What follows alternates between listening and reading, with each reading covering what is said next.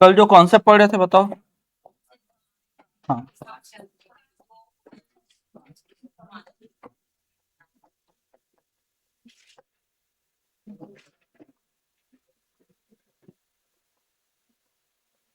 विकास के सिद्धांत, theories of development, यही पढ़े थे ना,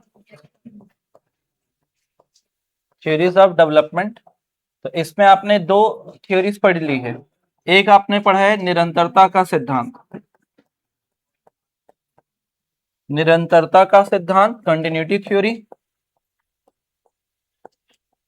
और एक पढ़ा है कौन सा, सामान्य से विशिष्ट का सिद्धांत, जनरल टू स्पेसिफिक थ्योरी।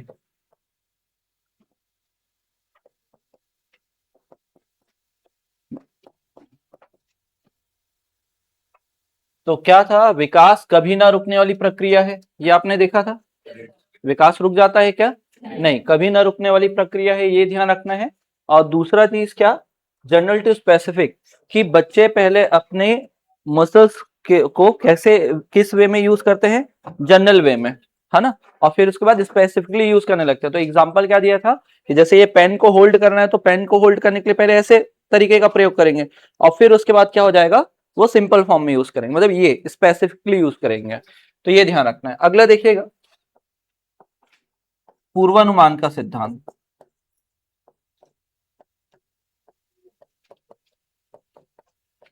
पूर्वानुमान का सिद्धांत, थ्योरी ऑफ प्रिडिक्शन या प्रिडिक्शन थ्योरी,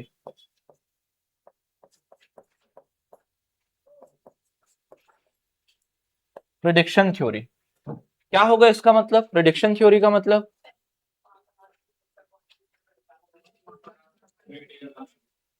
हाँ, आइडिया लगा सकते हैं ना बच्चों का। जैसे बच्चों का इनिशियल बिहेवियर देखेंगे, विकास के पैटर्न देखेंगे कि बच्चा यार पहले तो दौड़ने भागने में अच्छा है ना, बॉडी कंट्रोल अच्छा है, इसका मतलब तो एथलीट बन सकता है। ऐसा नहीं जैसे बच्चे दौड़ते दौड़ते गिर जाते हैं, लेकिन सेम एज का बच्चा जो है वो बहुत अच्छे से दौड़ रहा है, अपने आप को बैलेंस कर रहा है, तो ये बोल सकते हैं कि वो क्या है, कि उसका बॉडी बैलेंस अच्छा है, तो वो अच्छा डांसर बन सकता है, अच्छा एथलीट बन सकता है। ये अपन क्या कर सकते हैं, प्रिडिक्ट कर सकते हैं। तो लिखिएगा, विकास के पैटर्न के आधार पर, विकास के पैटर्न कि बच्चे का डेवलपमेंट कैसा हो रहा है के आधार पर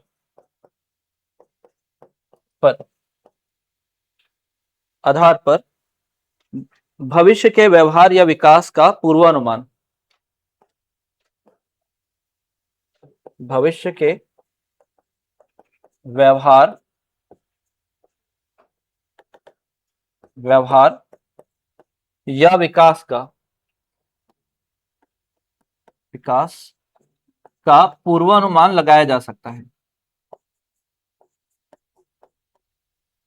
विकास का पूर्वानुमान लगाया जा सकता है।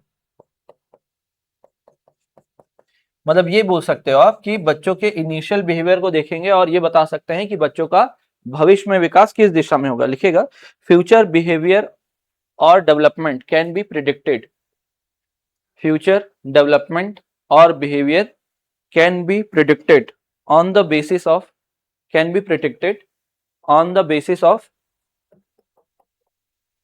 Developmental pattern.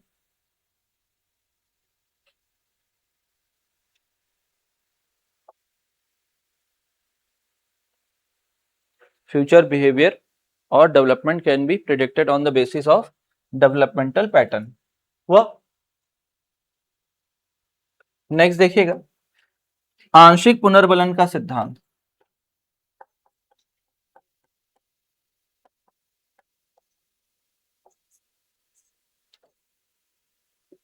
आंशिक पुनर्बलन का सिद्धांत, आंशिक पुनर्बलन का सिद्धांत, पार्शियल रीइंफोर्समेंट थ्योरी,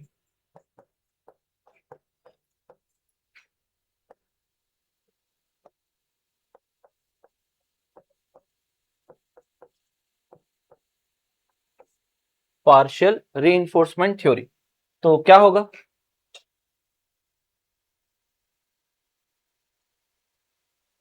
क्या होता है पार्शियल रीइंफोर्समेंट थ्योरी? अच्छा, रीइंफोर्समेंट मतलब क्या होता है? पुनर्बलन मतलब क्या होता है? किसको बोलना चाहिए पुनर्बलन?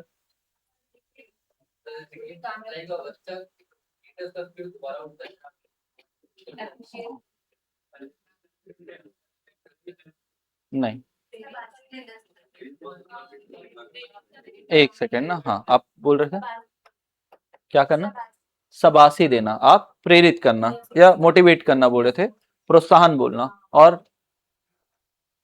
कुछ बोल रहे थे आप भी। हेल्प?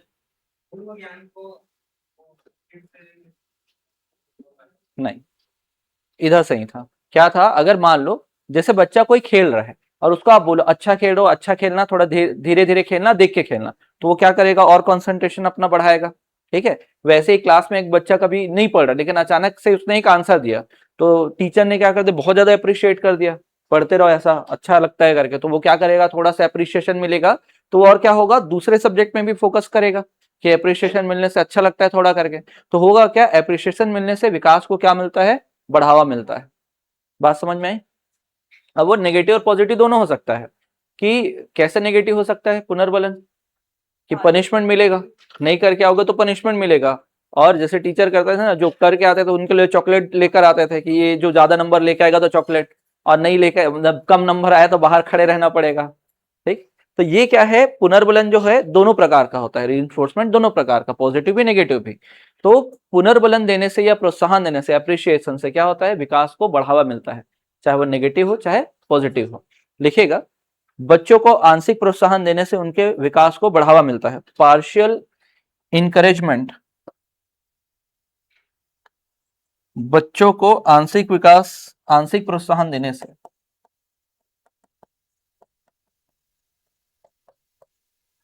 आंशिक प्रोत्साहन देने से विकास को बढ़ावा मिलता है। पार्शियल इनकरेजमेंट और reinforcement helps promote childrens development, और reinforcement helps promote childrens development.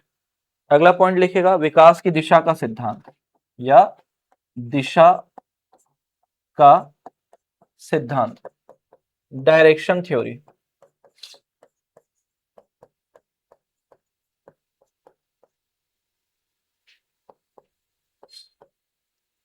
Direction theory, तो डायरेक्शन थ्योरी कितने टाइप के डायरेक्शन देखते हैं आप विकास में? दो टाइप के, कौन कौन सा? सिर से पैर और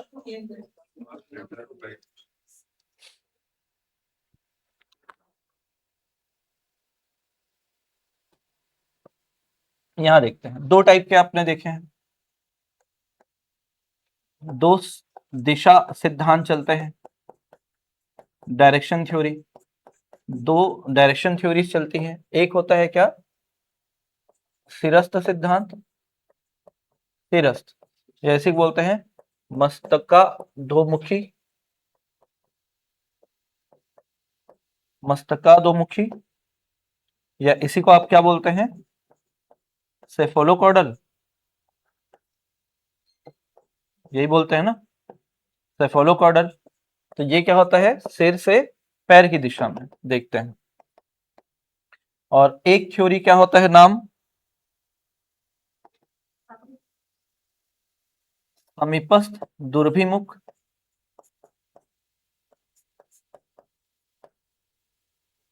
समीपस्थ दुर्भिमुख, दुर्भिमुख, और इसको बोलते हैं मध्य बाह्य विकास, मध्य बाह्य विकास। ये सब नहीं पढ़ना है, आपको ध्यान रखना है क्या, प्रॉक्सिमल प्रॉक्सिमो या प्रॉक्सिमल बोल देते हैं ना, प्रॉक्सिमो डिस्टल, प्रॉक्सिमो डिस्टल, ये इंपॉर्टेंट है। अब यहाँ पर क्या होता है, मध्य से बाहर की ओर या अग्रांगों की ओर, तो ये क्या होता है, सिर से पैरों की ओर, सिर से पैरों की ओर, तो ये हो जाता है head to toe, head to toe, ये बोल देते हैं हेड टू टो। तो इसमें देखो, जैसे बच्चा क्या करता है, पहले हेड को कंट्रोल करना स्टार्ट करता है, फिर अपना पूरा वेट कहाँ लेकर आता है, पेट, फिर उसके बाद कहाँ, नी, घुटने पर, फिर उसके बाद पैरों पर वो आ जाता है। यही होता है ना, इसको बोलते हैं हेड टू टो। पहले हेड, फिर वो पलटी मारेगा, फिर घुटने के बल आएगा, और फिर उसके बाद क्या आएगा, ठीक, पैरों में। फिर इधर देखते हैं दुर्भिमुख वाला, तो इसको क्या बोलते हैं, मध्य से अग्रांगों की ओर, मध्य भाग से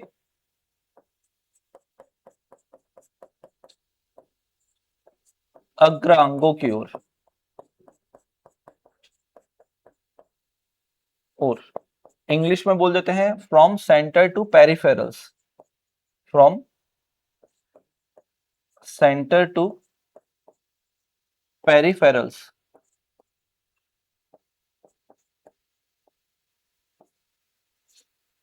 पेरिफेरल्स, तो ये ध्यान रखना ना, पेरिफेरल्स बोला गया है। तो इसमें क्या होता है, जैसे कंधा, शोल्डर, फिर आपका एल्बो वाला हिस्सा, कोहनी, फिर आप बोल सकते हैं क्या, पाम, हथेली, और फिर उंगली।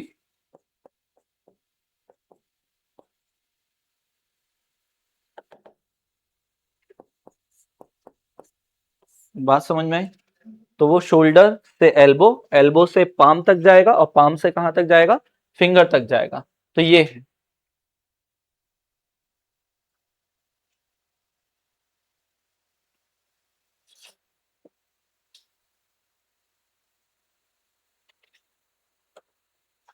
हुआ, ठीक।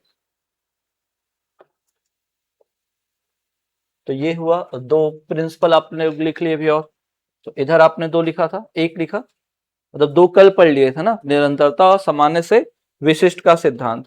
अच्छा, आगमन विधि में कौन सा सूत्र यूज होता है,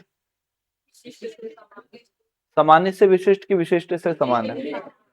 इंडक्टिव मेथड में कौन सा फॉर्मूला यूज होता है, स्पेसिफिक टू जनरल, विशिष्ट से सामान्य, ध्यान रखना। नेक्स्ट लिखिएगा, क्रम का सिद्धांत,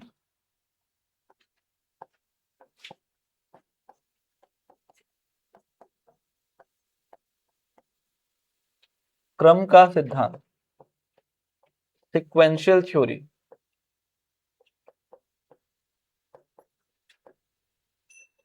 सिक्वेंशियल थ्योरी। तो जो सिक्वेंशियल थ्योरी है, तो आप लोग याद रखो, क्रम वाला एक कॉन्सेप्ट कल पढ़े थे, वृद्धि और विकास में क्रम वाला एक कॉन्सेप्ट पढ़े थे, क्या होता है बताओ,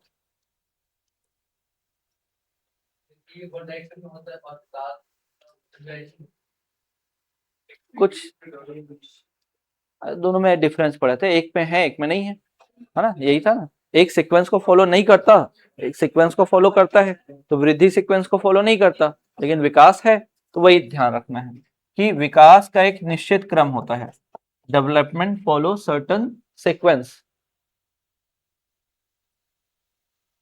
कठिन से सरल निगमन में आएगा। तो विकास एक निश्चित क्रम का,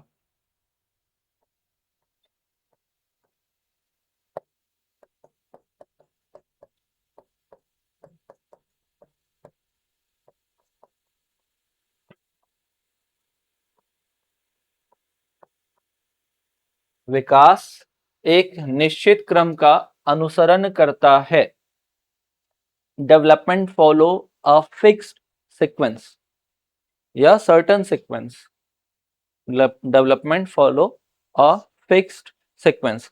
जैसे मैंने कहा था अभी, कैसे एग्जांपल दे सकते हैं, जैसे अभी आपने देखा, सिर, सिर के बाद कहाँ गया था पूरा वेट, पेट में, फिर घुटने तक, फिर पैरों में, पैर में।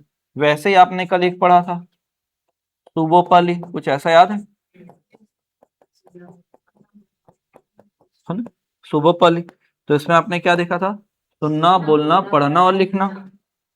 सुनना, बोलना, पढ़ना, लिखना, listening, speaking, reading and writing. तो वो प्रॉपर सीक्वेंस होता ही है।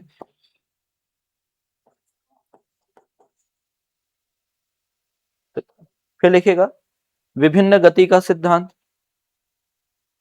Different rate,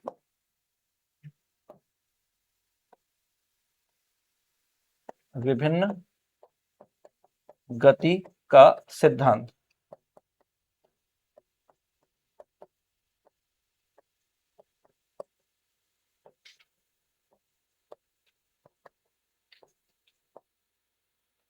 different rate of development,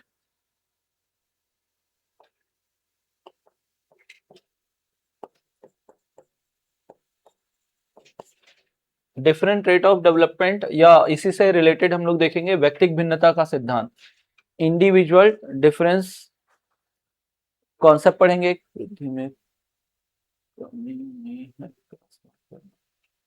हाँ, नहीं नहीं, मतलब वैसा ही है लेकिन यहाँ पर कुछ दूसरा है। मतलब दोनों कॉन्सेप्ट सेम है लगभग, लेकिन उसको दो अलग वे में डिफाइन करना है। क्या होगा? विकास की गति, देखो विकास का क्रम हमेशा समान होगा, लेकिन उसका जो समय होता है वो आगे पीछे हो सकता है।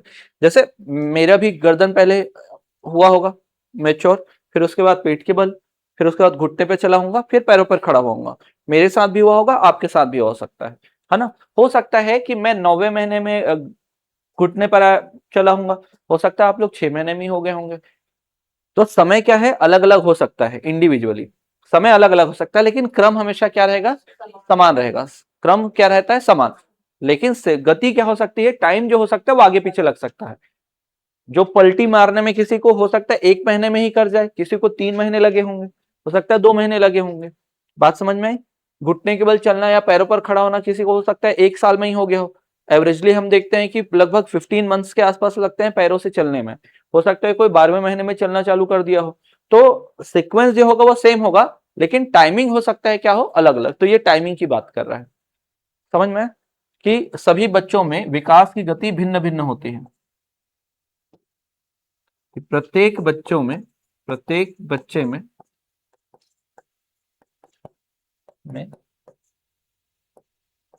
विकास की गति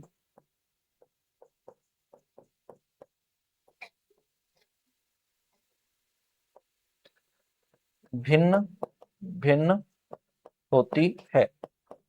development rate of each children are differ from children to children. The rate of development differs from children to children.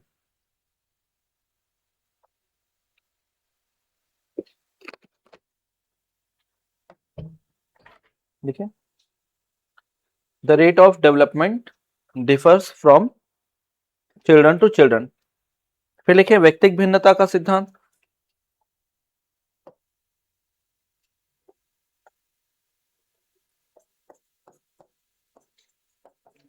व्यक्तिक, या इसको आप व्यक्तिगत भी लिख सकते हैं ना, व्यक्तिक या व्यक्तिगत भिन्नता का सिद्धांत।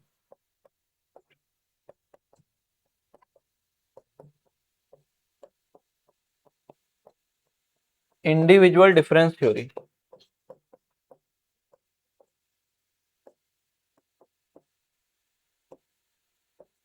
Difference theory, individual difference theory. तो व्यक्तिगत भिन्नता या व्यक्तिगत व्यक्तिगत भिन्नता दोनों सेम है ना, व्यक्तिक या व्यक्तिगत, क्या होगा दोनों में? व्यक्तिगत मतलब वो किसी न किसी मामले में अलग अलग होंगे ही होंगे। प्रत्येक बच्चे किसी न किसी मामले में अलग होगा। जैसे हो सकता है इंटरेस्ट के मामले में, और ओवरऑल देखें तो एक तो फिजिकल स्ट्रेंथ जो होगा वो अलग अलग होगा, फिजिकल प्रॉपर्टी अलग हो सकती है। है ना, स्किन कलर में, आंखों के रंग में, बालों के रंग में, हाइट में, हेल्थ में, फिर उसके बाद मानसिक विकास में। तो प्रत्येक बच्चे का दूसरे बच्चे से क्या होना, भिन्न होना, तो वो क्या कहलाता है, व्यक्तिक भिन्नता कहलाता है। तो लिखिएगा, एक बच्चे का दूसरे बच्चे से भिन्न होना, every child is differ from the other, एक बच्चे का दूसरे से भिन्न होना।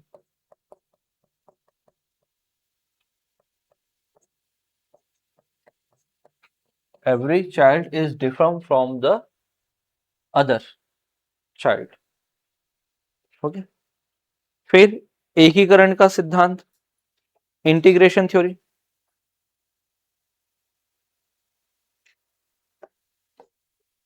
हाँ, इंटीग्रेशन, एकीकरण का सिद्धांत।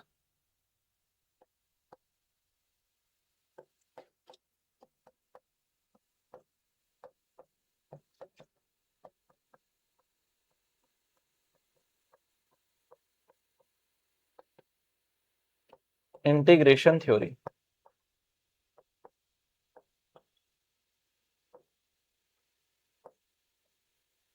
Integration theory.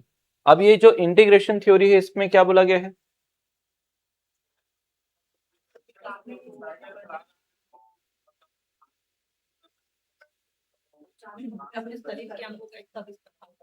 वेरी गुड, हाँ वेरी गुड।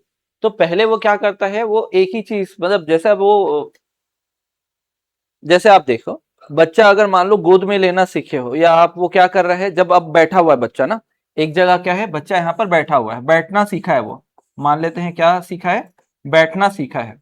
अब वो बैठना अगर सीखा है, तो वो अगर मान लो वो घुटने के बल नहीं जा रहा है, घुटने के बल आगे नहीं बढ़ पा रहा है, तो वो क्या करेगा, हाथ से बैठ के वो ऐसे करेगा, आ जाओ करके। ठीक है, वो आ तो खुद नहीं सकता, वहां तक जा सकता है क्या, नहीं। तो अभी जो यूज हो रहा है वो क्या हो रहा है, आंखों और फिंगर्स का बस यूज कर रहा है कि आ जाओ, लेकिन वो जा पा रहे हैं क्या वहां तक, नहीं। तो इंडिविजुअली हुआ ये कि एक अंक का एक ही समय पर प्रयोग कर पा रहा है। फिर उसके बाद क्या होगा कि कुछ समय बाद जब स्ट्रेंथ आएगा, तो वो अपने आप वहां तक जाएगा, चीजों को उठाएगा और काम करने लगेगा। तो इसमें ये एकीकरण में क्या बताया जाता है कि जो उसके मसल्स हैं और पार्ट हैं, बॉडी के पार्ट, उसको एक साथ अलाइन करके एक काम को कंप्लीट करना, वो क्या कहलाएगा, आपका एकीकरण। सभी अंगों का एक साथ प्रयोग कर पाना, जैसे आपको अगर मान लो अभी बोतल से पानी पीना है, तो आप नीचे से बोतल उठाएंगे, खोलेंगे, पिएंगे, फिर वापस रखेंगे। तो ये जो भी कोऑर्डिनेशन था, इसी को क्या बोलते हैं, एकीकरण।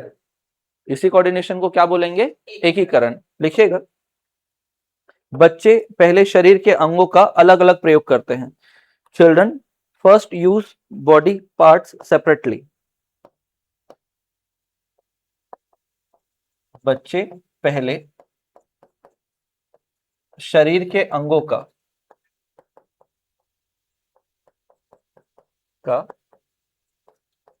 अलग अलग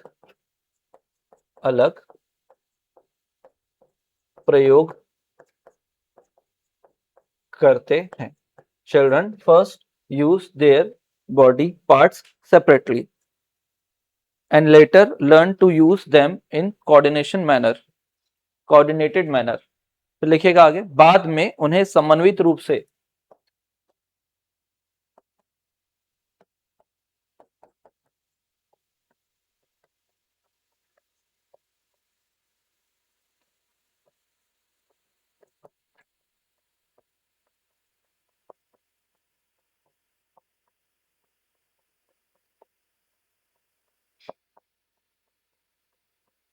प्रारंभ करते हैं। and later learn to use them in a coordinated manner।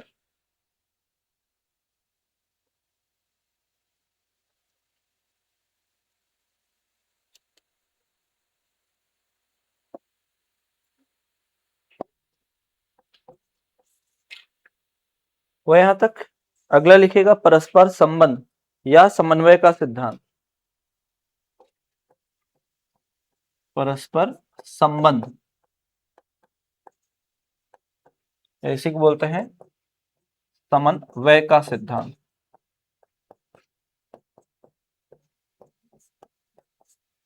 परस्पर संबंध या समन्वय का सिद्धांत, इंटर रिलेशन थ्योरी बोलते हैं।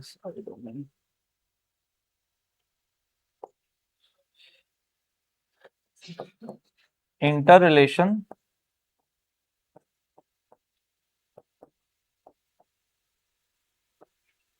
परस्पर संबंध या समन्वय का सिद्धांत। तो ये संबंध और समन्वय का नाम क्या बोल रहे हैं, किसको बोला जाएगा? तालमेल। ठीक है, किसके बीच? सामाजिक और बौद्धिक। ठीक है, बोल सकते हैं। सामाजिक और बौद्धिक नहीं आएगा, और भी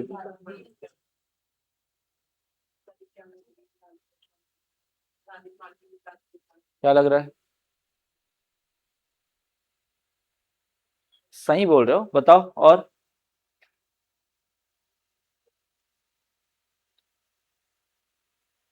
सही तो बोल रहे थे। आपने पढ़ा था विकास के आयाम, कुछ याद है?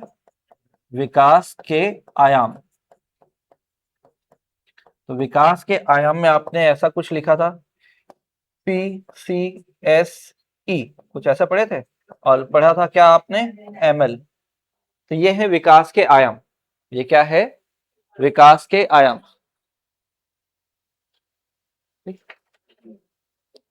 चलो, जैसे एक इसको बता रहा हूं, फिर एक बार रिपीट करेंगे ना।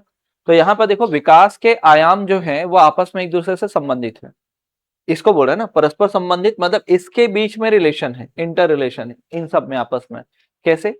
अगर सपोज करो कि एक कोई बच्चा है, उसका इमोशनल डेवलपमेंट ठीक से नहीं हुआ है, मतलब वो क्या होता है कि अपने गुस्से को कंट्रोल नहीं कर पाता, तो ज्यादा लोग से दोस्ती नहीं होगी उसकी फिर, है ना। उसको लगे कुछ भी गड़बड़ कर रहा है तो तुरंत गुस्सा। फिर अगर मान लो कॉग्निटिव डेवलपमेंट ठीक से नहीं हुआ है, तो ना तो फिजिकल डेवलपमेंट होगा, ना तो सोशल, ना तो इमोशनल डेवलपमेंट होगा। भाषा विकास अगर ठीक से नहीं हुआ है, भाषा विकास अगर ठीक से नहीं हुआ है, तो ना तो सोशल डेवलपमेंट होगा।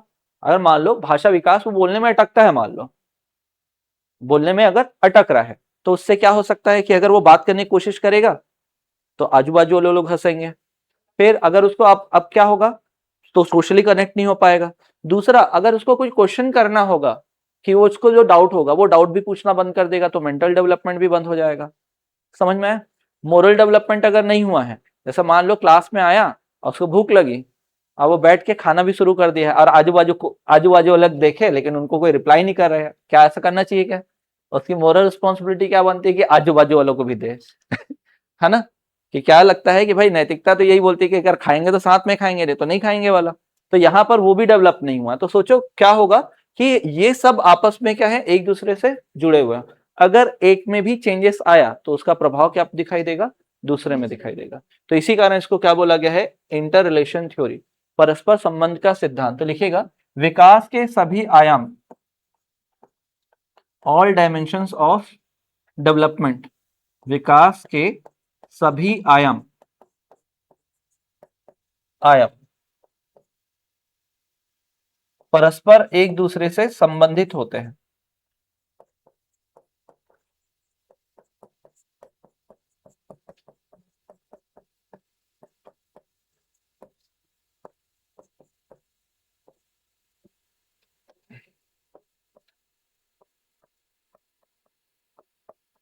संबंधित होते हैं।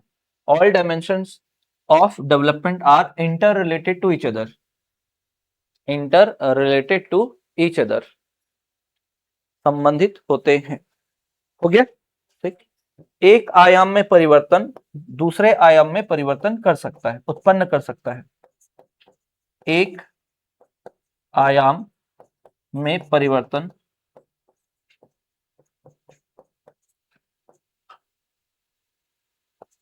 दूसरे आयाम में परिवर्तन उत्पन्न करता है, ही लिखेगा ना, करता है। Making a change in one dimension, making a change in one dimension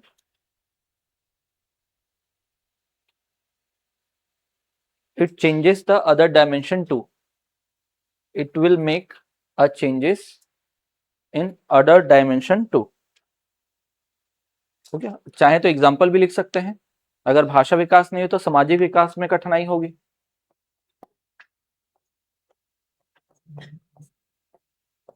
बच्चे में भाषा विकास न होने पर, भाषा विकास ठीक से न होने पर उसका सामाजिक विकास भी ठीक से नहीं हो पाता।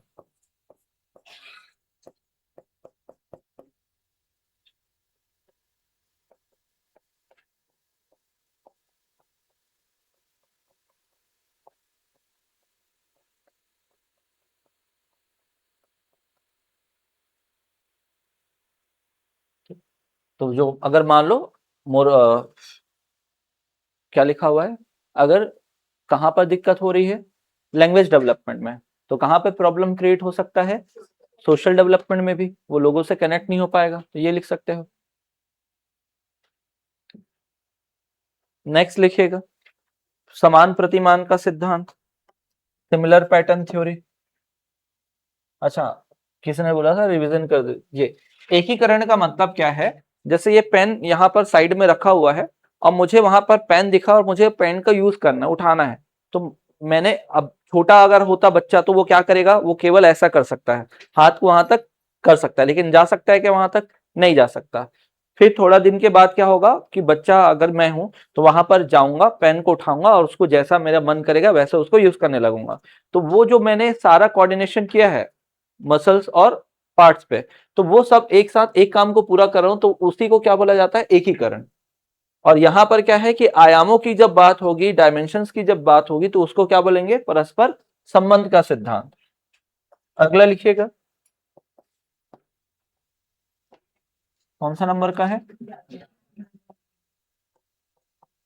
समान प्रतिमान का सिद्धांत, सिमिलर पैटर्न थ्योरी।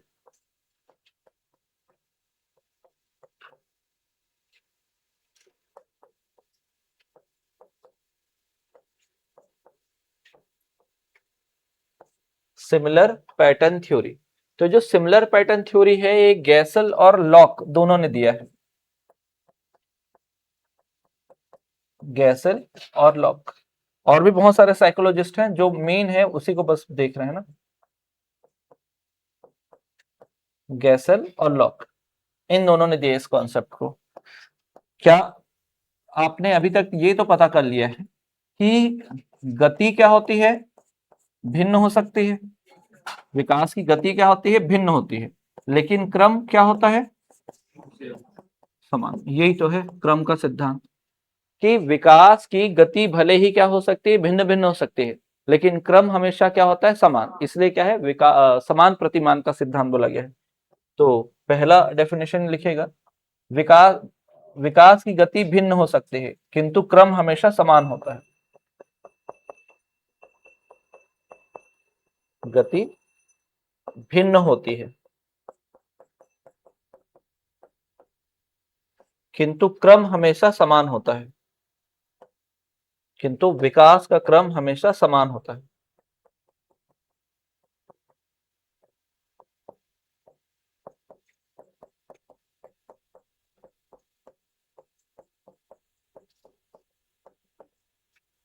विकास का क्रम हमेशा क्या होता है, समान होता है। लिखेगा, the sequence of development remains similar, the sequence of development remains similar. ठीक, दो द रेट ऑफ डेवलपमेंट में डिफर।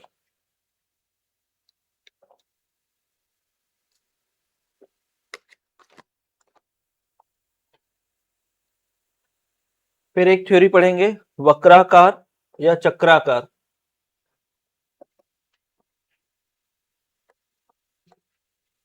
वर्तुलाकार कार, या इसी को बोलते हैं चक्राकार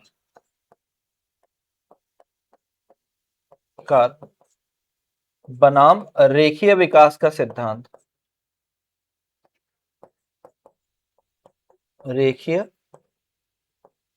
विकास का सिद्धांत। रेखीय विकास का सिद्धांत।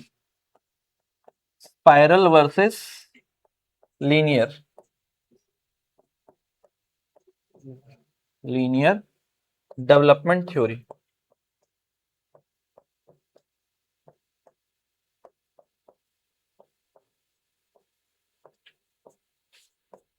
Linear development theory.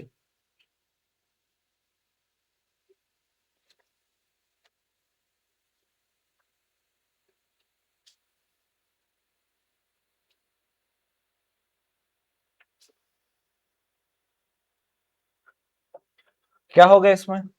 वर्तुलाकार बनाम रेखीय विकास का सिद्धांत। तो इसको डायग्राम से समझते हैं। वर्सेस भारत बनाम पाकिस्तान, ठीक है। हाँ, वर्सेस है।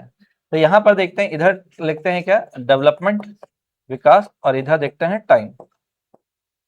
ठीक है, दो डायग्राम बनाइए। डेवलपमेंट और इधर क्या है आपका टाइम, और ये है वर्सेस। तो यहां देखते हैं, क्या हमारा जो डेवलपमेंट होता है टाइम के अकॉर्डिंगली लीनियर होता है क्या? ऐसा, ठीक है। आपने पहले ही जब पहला सबसे जो पहला पढ़ा था, आपने वहीं पर देख लिया था कि हमारा जो डेवलपमेंट है वो निरंतर हो रहा है, कंटिन्यूअस फॉर्म में हो रहा है, लेकिन रेट इंक्रीज हो रहा है और डिक्रीज हो रहा है। समझ में? तो हमारे समय के साथ क्या हो रहा है, विकास तो हो रहा है, समय के साथ विकास तो हो रहा है, ये ऐसे रहेगा, ठीक है। और ये जो स्पाइरल दिखते हैं, आप बुक या कॉपी आप बनाते हैं स्पाइरल वाला, तो साइड से देखेंगे तो ऐसे ही तो दिखेगा। तो ये डेवलपमेंट हो तो रहा है, लेकिन एक समय पे क्या हो रहा है, डाउन जा रहा है, फिर उसके बाद अप हो रहा है, फिर उसके बाद डाउन, फिर अप, फिर डाउन। और एक समय पे ऐसे ही आएगा कि आप अगर मान लो पढ़ना छोड़ दोगे तो वो डाउन भी आ सकता है समय के साथ। अगर मान लो जैसे 2 साल बाद आप ये सब्जेक्ट पढ़ रहे हो, है ना, तो ऐसा लगेगा सब नया नया लगेगा, सारे नाम नए नए लगेंगे, ठीक है, कि कभी पढ़े ही नहीं थे लगेंगे। तो वो समय के साथ क्या होता है, आप भूल भी जाते हो, तो वो वाला जो नॉलेज है वो डिक्रीज भी हो जाता है, ठीक है। जैसे अभी आप पढ़ रहे हो, एक हफ्ते बाद अगर पूछूंगा तो वो धीरे धीरे 10% रूल रहेगा, धीरे धीरे वो क्या होता है 10% बस याद रहेगा, फिर उसका 10% याद रहेगा, फिर एक बार पूरा पार्ट साफ हो जाता है। सुनते हैं ना, आगे पार्ट है लेकिन पीछे क्या है, सपाट है, कुछ भी नहीं बचा है। तो इस टाइप से ये स्पाइरल होता है। तो हम देखते हैं क्या, जो हमारा डेवलपमेंट होता है कौन से शेप में होता है ना, स्पाइरल शेप में, नॉट इन लीनियर शेप। तो विकास जो होता है वर्तुलाकार होता है, ना कि रेखीय। विकास की आकृति आकृति वर्तुलाकार होती है, ना कि रेखीय।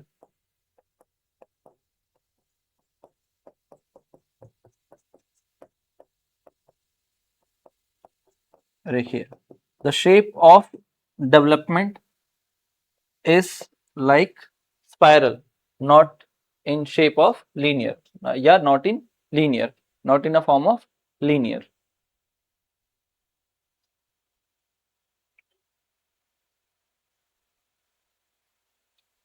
ओके, फिर लिखिएगा अनुभव का सिद्धांत। बस एक दो और है, फिर ये आपका टॉपिक कंप्लीट हो जाएगा। Experience theory.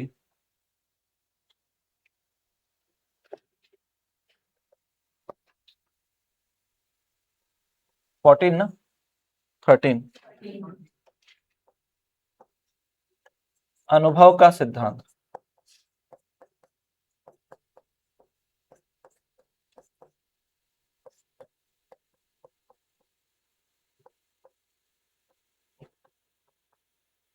Experience theory. तो बताओ एक्सपीरियंस थ्योरी, प्रारंभिक अनुभव ज्यादा इंपॉर्टेंट है कि परवर्ती?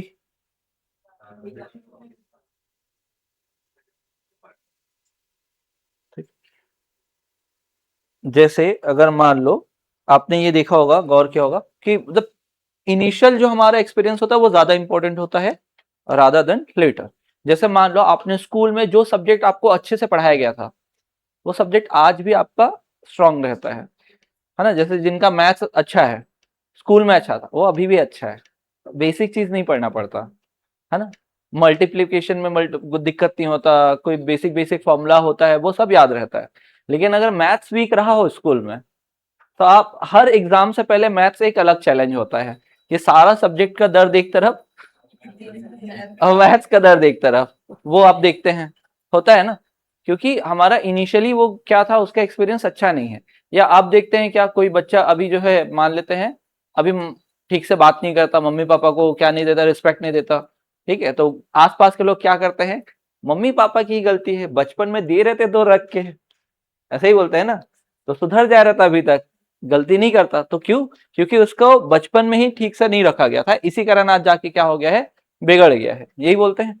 तो प्रारंभिक अनुभव परवर्ती अनुभव से क्या होता है, ज्यादा इंपॉर्टेंट होता है।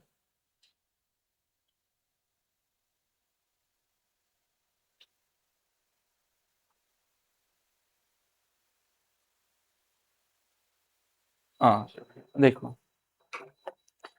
ये जो मतलब एक आया है कॉन्सेप्ट क्या, रंजिता का। रंजिता, ये जो स्पाइरल वाला जो है ना, ये जो शेप दिख रहा है, ये जो शेप, इसी को बोला गया है बेल शेप। ये जैसा हम देखते हैं, ये वाला जो दिख रहा है, तो ये जो आप बेल देखते हैं, इसी को बोला गया है। ये जो शेप दिख रहा है, तो ह्यूमन डेवलपमेंट क्या होता है, बेल शेप की आकृति में होता है, कि ये ऐसा घूम रहा है बार बार, तो उसी को बोला गया है बेल शेप। घंटी की आकृति नुमा होता है, मानव जीवन जो होता है घंटी की आकृति के अनुसार होता है, जो हरलॉक ने कहा। यहाँ ध्यान दो, अनुभव, तो यहाँ लिखेगा प्रारंभिक अनुभव।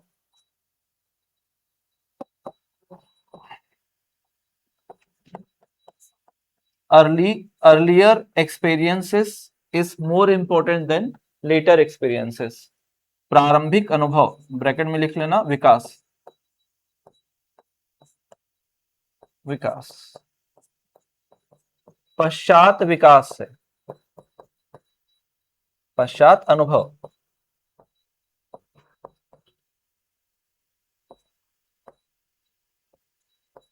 विकास से अधिक महत्वपूर्ण होते हैं।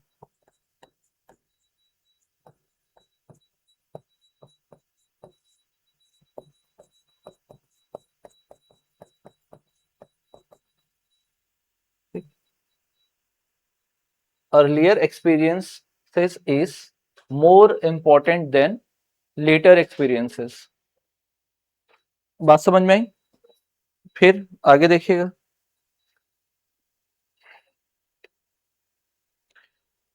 परिपक्वता एवं अधिगम।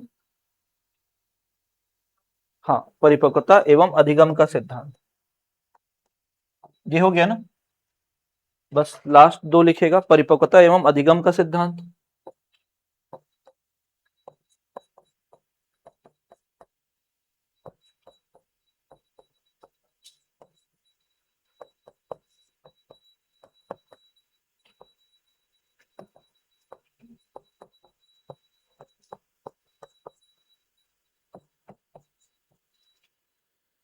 मैच्योरेशन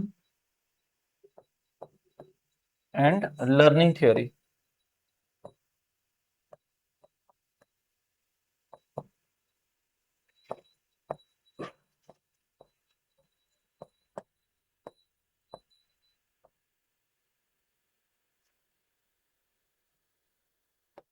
एंड लर्निंग थ्योरी क्या होगा, विकास, परिपक्वता और अधिगम दोनों पर निर्भर करता है। मतलब जो डेवलपमेंट है वो मैच्योरिटी और किस पे डिपेंड करता है, लर्निंग पे।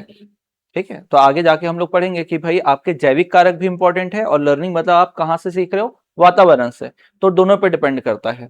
तो उसका मतलब वो है विकास। यहाँ परिपक्वता का मतलब क्या है, आपका हेरिडिटी को बोला जा रहा है ना, किसको बोला जा रहा है, हेरिडिटी को। इसी यही लास्ट पॉइंट बनेगा अपना, वंशानुक्रम। और यहाँ अधिगम मतलब क्या है आपका, किससे है, वातावरण से है, तो वही हमारा लास्ट टॉपिक होगा।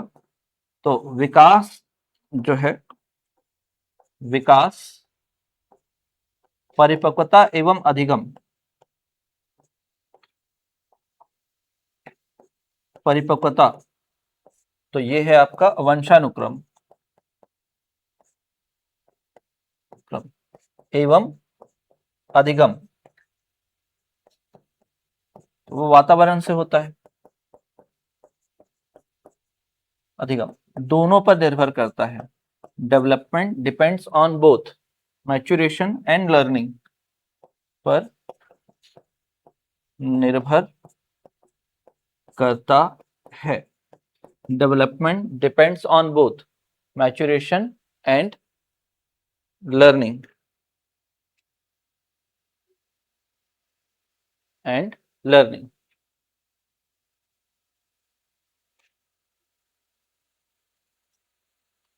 हो गया। फिर लिखेगा अंतः क्रियात्मक सिद्धांत, लास्ट अंतः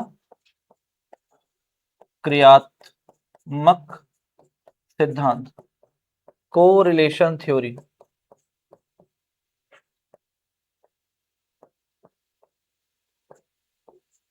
कोरिलेशन, इंटर रिलेशन भी बोल सकते हो, जो वहां पर लिखे थे यहां भी वही है। तो कोरिलेशन थ्योरी। अब जहां भी अंतः क्रिया वर्ड सुनेंगे या कोरिलेशन वर्ड सुनेंगे तो वहां पर दो वर्ड आपको कॉमनली ध्यान रखने हैं। एक हो गया वंशानुक्रम और दूसरा वातावरण। वंशानुक्रम और वातावरण, तो विकास पर दोनों का प्रभाव पड़ता है। किसका किसका? वंशानुक्रम यहाँ पर, और दूसरा कौन सा? वातावरण। तो लिखिएगा डेफिनेशन, विकास वंशानुक्रम एवं वातावरण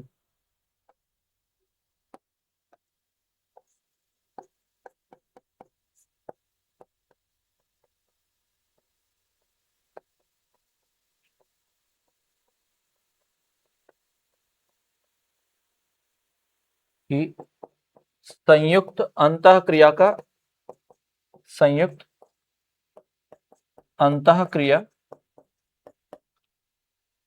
की संयुक्त अंतःक्रिया का परिणाम होता है, परिणाम होता है। Development is a resultant of, development is the resultant of combined interrelation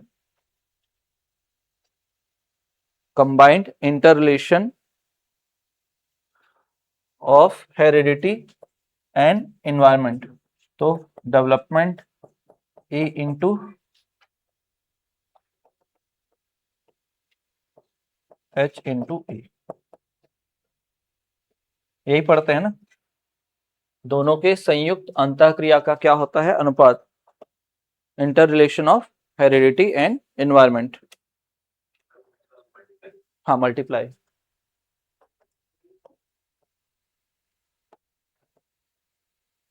multiply हुआ यहां तक। तो एक बार जो पूरे के पूरे 15 थ्योरीज हैं उनको एक बार देखिएगा।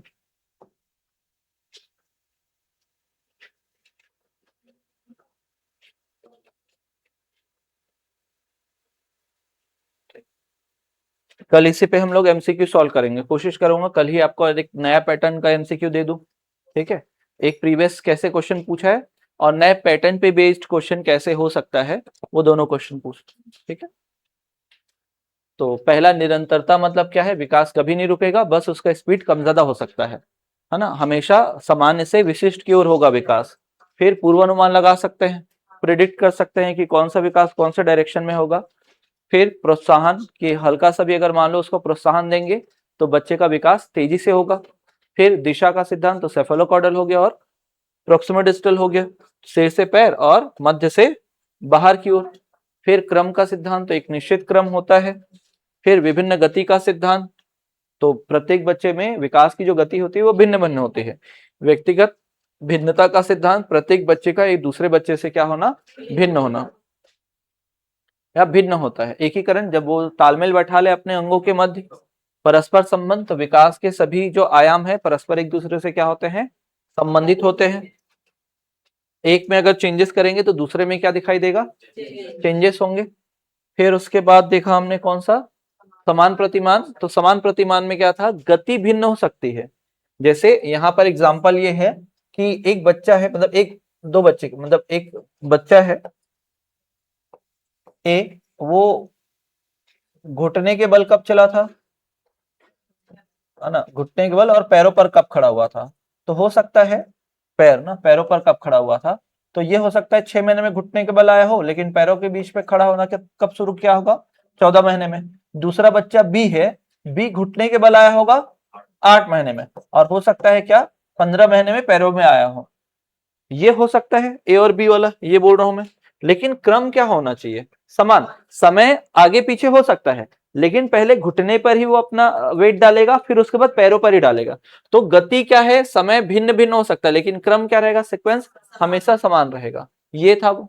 फिर उसके बाद क्या है ना, वर्तुलाकार बनाम रेखीय विकास का सिद्धांत, spiral versus linear development theory. तो विकास हमेशा आकृति कैसे होगी, वर्तुलाकार, ना कि रेखीय। तो ये जो वर्तुलाकार है, ये जो शेप दिख रहा है, इसी को बेल से इन्होंने बताया था। किसने बताया था, हरलॉक ने, हरलॉक। तो मानव विकास किस आकार में होता है, तो घंटी के आकार में होता है। तो human development is just like the shape of bell. मानव विकास घंटी की आकृति में होता है, ठीक। तो वो स्पाइरल को इन्होंने बोला था घंटी। ह्यूमन डेवलपमेंट या human development in a shape of bell. फिर उसके बाद आपने देखा क्या, अनुभव। तो प्रारंभिक अनुभव पश्चात अनुभव से ज्यादा इंपॉर्टेंट होते हैं। परिपक्वता और कौन सा, अधिगम का सिद्धांत। तो विकास जो है परिपक्वता और अधिगम दोनों पर निर्भर करता है। और लास्ट आपने लिखा कौन सा, अंतःक्रियात्मक। तो जहां भी अंतःक्रियात्मक वर्ड देखेंगे वहां पर क्या आएगा आपका, heredity and environment, joint product of heredity and environment, ये बोल सकते हो। समझ में आया? तो यहाँ पर आपका जो वृद्धि विकास और विकास के सिद्धांत वाला सेक्शन कंप्लीट हुआ। कल इसी टॉपिक पे, मतलब वृद्धि विकास में अंतर, कल एक बार रिपीट करके आना, है ना।